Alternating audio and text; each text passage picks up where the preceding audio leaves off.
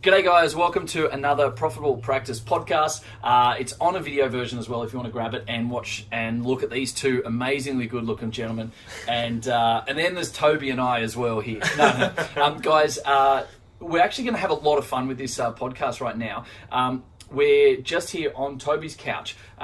Did some teamwork this morning with his team. We've got some other stuff happening this afternoon. Just taking a little break, had some lunch, having a quick beer. And Toby wants to hit me up with asking a couple of questions. All I know at this stage is he's going to be asking stuff around marketing, something about working with team members and getting them involved and how they embrace it like you do for your own business.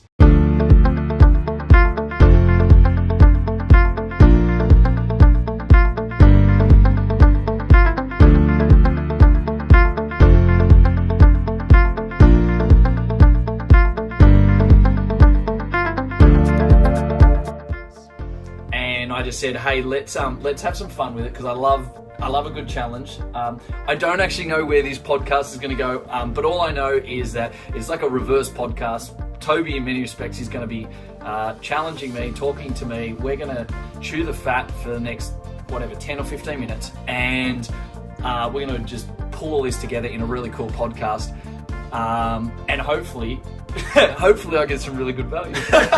So without any further ado, Tobias or Toby Atkins from Atkins Health, up here on the Gold Coast, 5 locations, 11 team members, about to open up in Brisbane, doing some really, really cool stuff.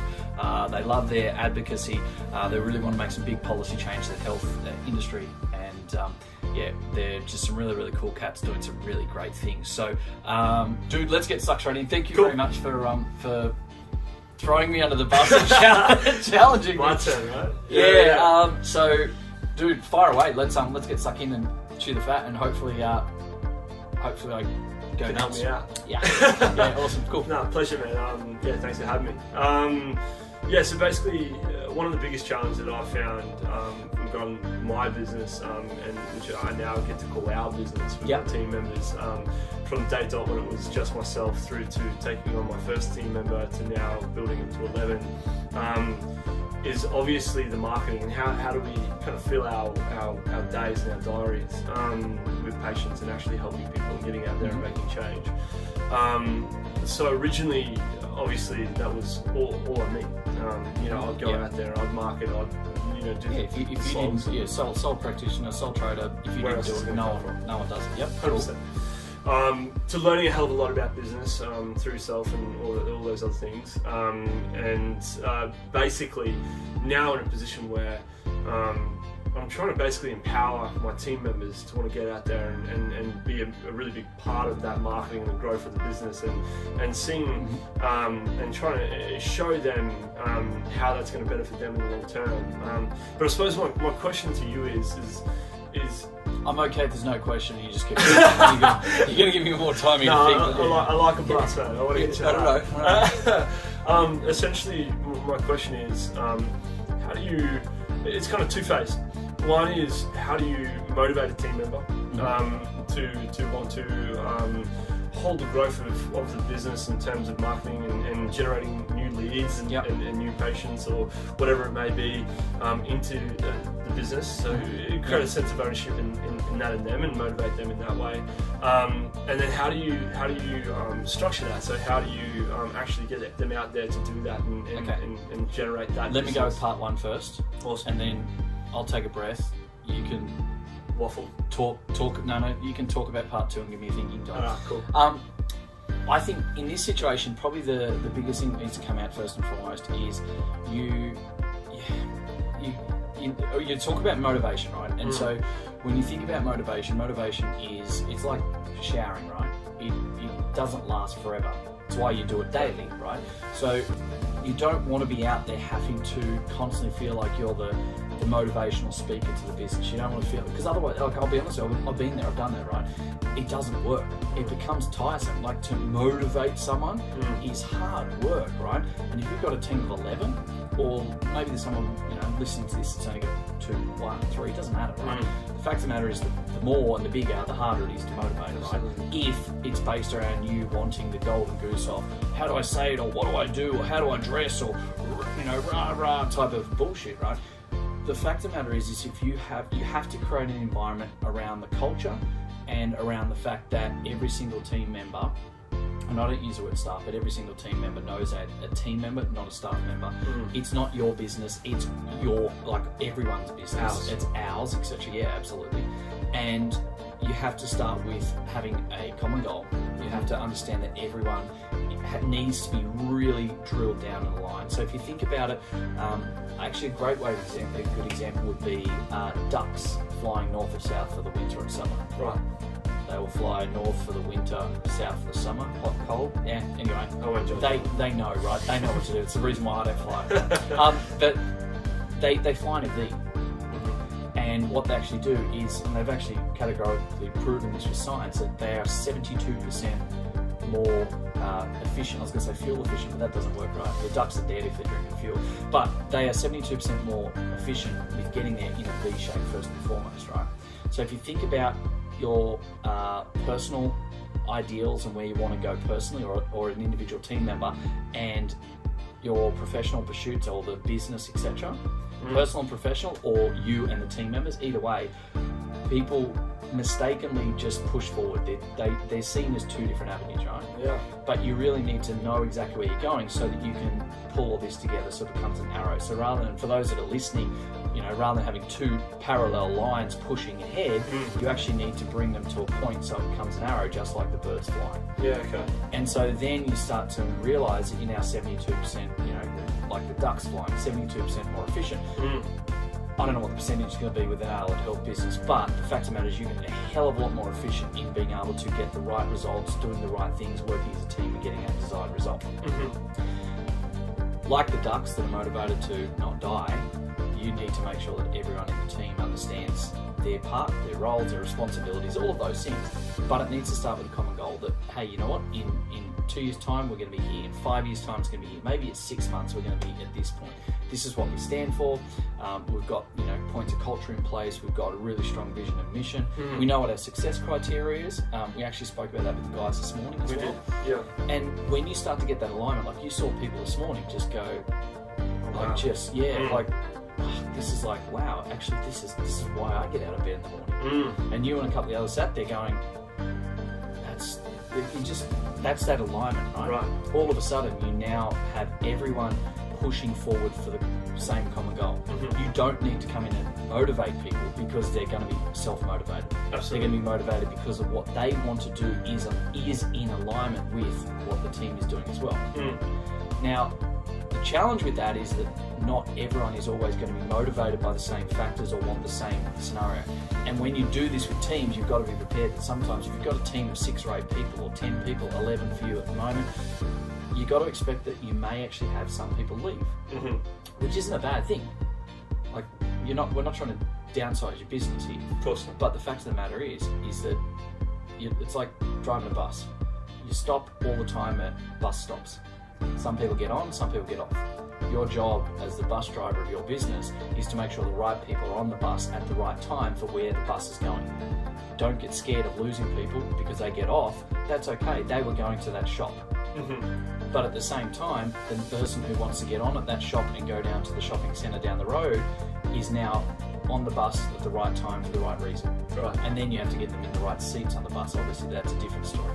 So if you think about it from that way, don't get scared of losing people. Right. Because you want to make sure that you've got the right people that are on the same journey and the same direction. So I think the biggest thing, first and foremost, on the motivational type of thing of how to get them out there, it has to be around having a common goal and understanding where you guys are going and have success criteria in place. So this is kind of ringing true a lot, and funnily enough, it's drawing parallels to a lot of what we did this morning as well, which is interesting, right? for those obviously who weren't there, which is everyone listening, yeah, everyone bar us. Exactly.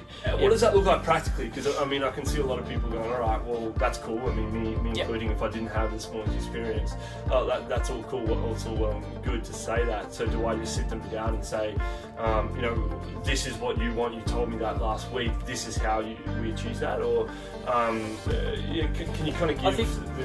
What did we do this morning, essentially? Yeah, well, if you want to go, if you're going through that, like to try and keep it really short, because obviously it takes multiple hours to do. Absolutely. You want to start to find out where people are individually for what motivates them, but what gets them out of bed. What is it that really makes that person say, "Hey, this is why I got into the industry." What is it that they really want to achieve? You know, you've got a 23-year-old in the business, right? So you're now 25. Not, hey, in 25, what do I want to achieve? You've got to change your mentality. And you would have seen me do that this morning. You can't say, what do you want to achieve? Because then it's like, it's like, you are now 25, we're sitting here, the date is this, you're 25, what have we done? And you've got to change around the tense in your head. And we know that through science. You've got to be able to do that with your mindset. So your mindset then becomes, okay, great, well, in the last 2 things, this is what we've done. As your phone goes off in the background, so it's okay. It's all right. And I'm not going to edit that either, because this podcast is way off. It's just like ad hoc. So I'm just like, so you got to sit down. You got to say, okay, great. So why'd you get into the industry and all those things? You've then got to go.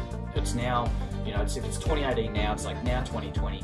You're now 25, not 23. So you're 25. You're sitting here. We're going through this. What have we done? What have we achieved in the last 2 years? What are you actually happy about?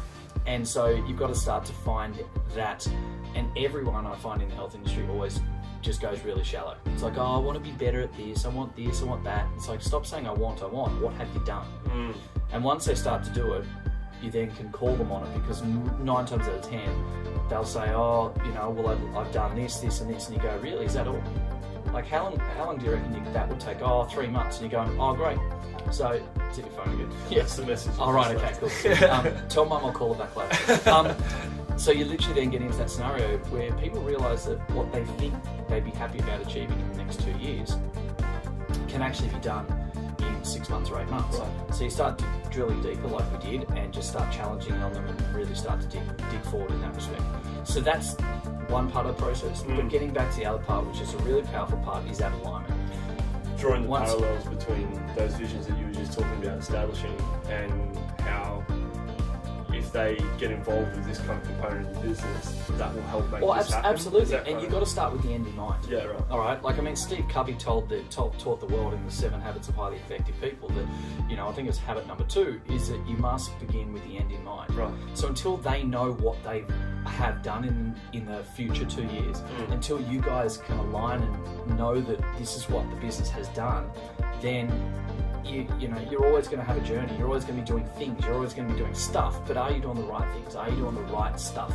You know, you're busy. People are always busy. And I say busy is bullshit, because 9 times out of 10, you're busy doing a whole lot of bullshit. Right. You're going to get there in 2 years' time and go, well, now I'm X amount of years, 25 years old, and I'm this and that, etc. So you've got to make sure that you're very clear about what you want, what they want, bring that into alignment so that everyone's working like that arrowhead, like the ducks do, flying north or south. Let's not get into that. And then you can reverse engineer. Once you know what it's going to look like, it's like, okay, great. Well, if you're going to have X amount of team members, X amount of clinics, you're going to have that program running with these success criteria. We're going to have this. You can then start to put tangible avenues to that. Like, okay, if we've got 5 team members, how are we going to have 8 team members? If we're going to bring on a new allied health modality in a multiple disciplinary clinic, you know, we've got physios and EPs, we want a dietitian arm, etc. We want to run a cancer program, or we want to run a high-end athlete rehab program, etc. It doesn't matter what it is. You now know that that's what it is. So if that's what you are doing, reverse engineer it. What would be the logical next steps? You know, if that's a two-year plan, where would you need to be in about 12 months' time? Where would you need to be in 6 months, 3 months, etc.? And you can just reverse engineer that. But until you actually know exactly what it is that you want, you can never actually take a step forward. Absolutely. And I talk about this, actually a really great example when I talk about this is Usain Bolt. I always say, you know, 2012 came around, wins gold, another gold in the relay and the 100 and 200. he knew that in 2016 he was in the stadium at Rio on a particular day, on a particular night, running 100 metres. He knew he was going to take 36.5 steps or what it is. He was only going to be looking up at the 25 metre mark, but he knew all of that, right? And he knew that 4 years in advance. He had the beginning, he had the end in mind to be able to then reverse engineer. He only needed to get that wrong by, out of 365 days in a year, times that by 4, out of 1,400 and something days, he's only got to get that wrong by 1 day, and he's turning up with a whole lot of skinny, dark-skinned fellas from Africa, and it's not the 100, it's now the 42.2k marathon, and he's just completely stuffed everything up, right? Gotcha. So I know that's taking it to the nth degree, but once he knew everything, he can then reverse engineer 4 years into what, Diamond League meets, when world champs are, where he's going to, break down his training cycles, macro cycles, micro cycles, to the point of, when he's in strength endurance stuff, when his gym sessions are, what days and times he does what, when he sees the physio, when he goes to the doctor, when he sleeps, when he breathes, and all those type of things, all the way through every single hour, day, etc. But it didn't start with, let's just go to the track and run, let's go to the gym and get more glute strength, let's just go and do this, and this. He completely started with the end in mind. Once you do that with the team, and you do that with team members, it becomes very, very easy, because now you're all in alignment. People, like for your team, what we did this morning, they're going to get out of bed tomorrow morning. Not, I've got to go to work and that type of rubbish, but it's now they have clarity of their direction. They know they're on the right bus.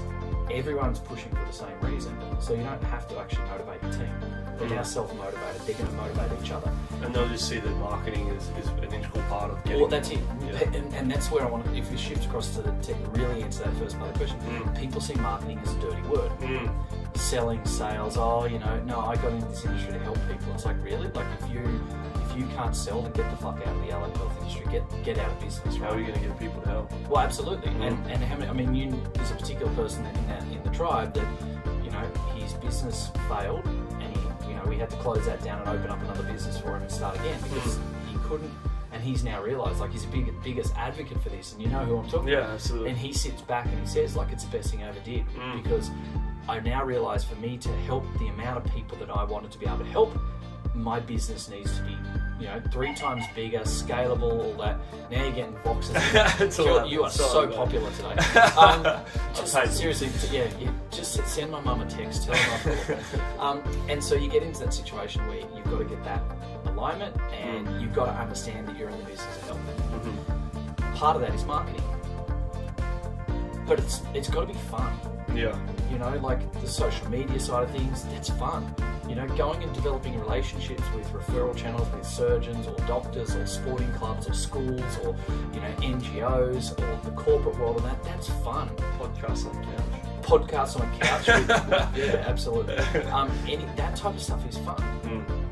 You've got an avenue to change people's lives, to have more impact. So don't see that as marketing and you have to motivate someone to be able to market and represent, because they're not representing you, they're not representing the business, they're actually representing themselves, and they're representing their ideals of what they want to achieve. And part of that is to be able to spread the word of what they can do, how they can help, how what they're doing is going to make a positive impact to achieve this and this, which is what they set out to put together.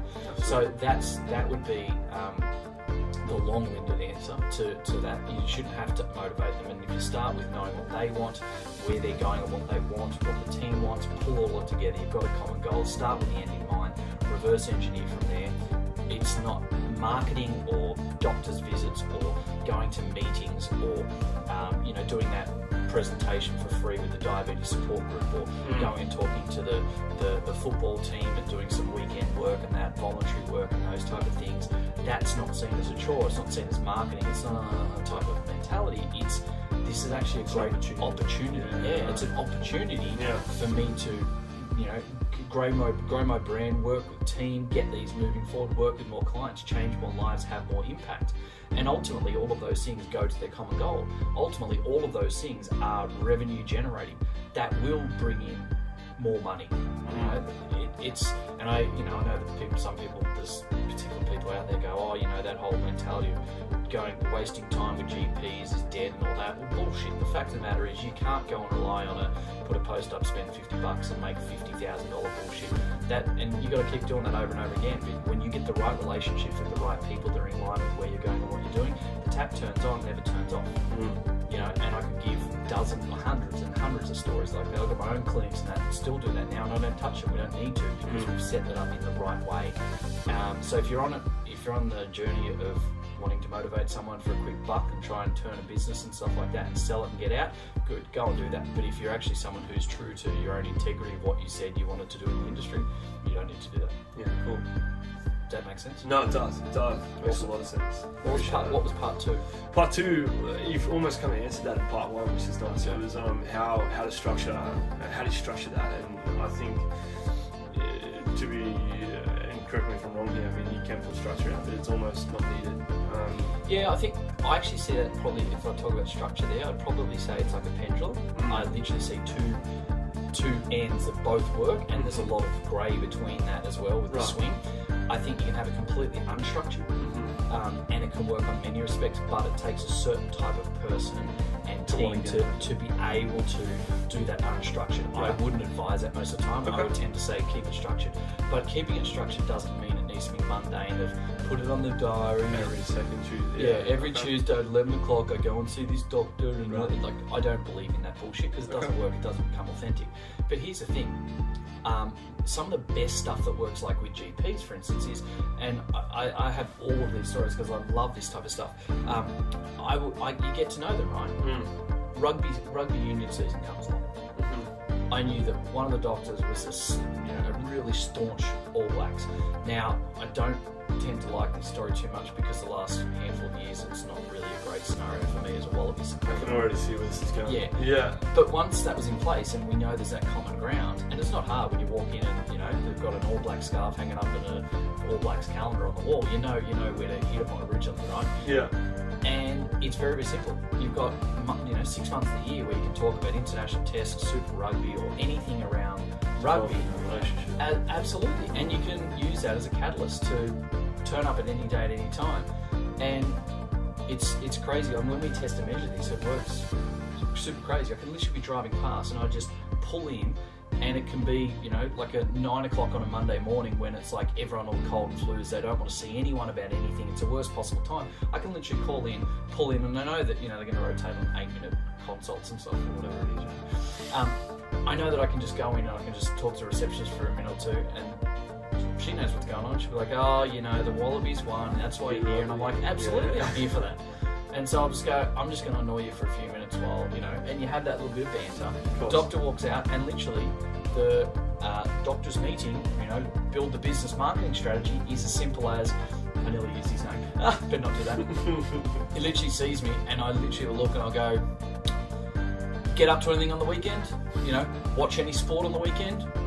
And he'll, sometimes it'll be the right person there, and he'll be like, oh, piss off type of thing. Around like that. Yeah. Or he'll turn around and go, I'm very busy this morning, there's a bit of a thing. And I go, no, you're not, and you just have a banter for literally 20 seconds and go, I'll talk to you soon, see you next Monday, and out.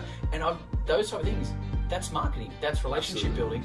And when we test and measure, even something you sit there and go, really, that works? Absolutely it does. 100%. We will test and measure that to the point where you can work in structured, or you can do your bullshit meetings and get your Subway sandwiches and book your lunches and all that crap. Don't ever do that, by the way, guys. But we can test and measure something simple like that.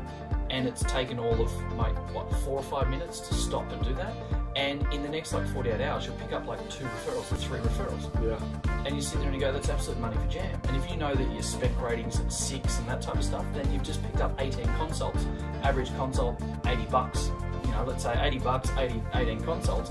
You're now looking at a strategy that's going to pull you $1,400 or $1,500. I don't know about you, but I don't want to spend time, money, and effort doing all your social media and all your engagements and stuff like that if I know I can invest 5 minutes and make $1,600. If you go back to your team, I'm fairly sure they would love to be paid to go have some banter with. Absolutely. Who in our industry doesn't like having banter or having some fun with that type of stuff? I get that. So having an unstructured approach to something that's very structured is really, really important.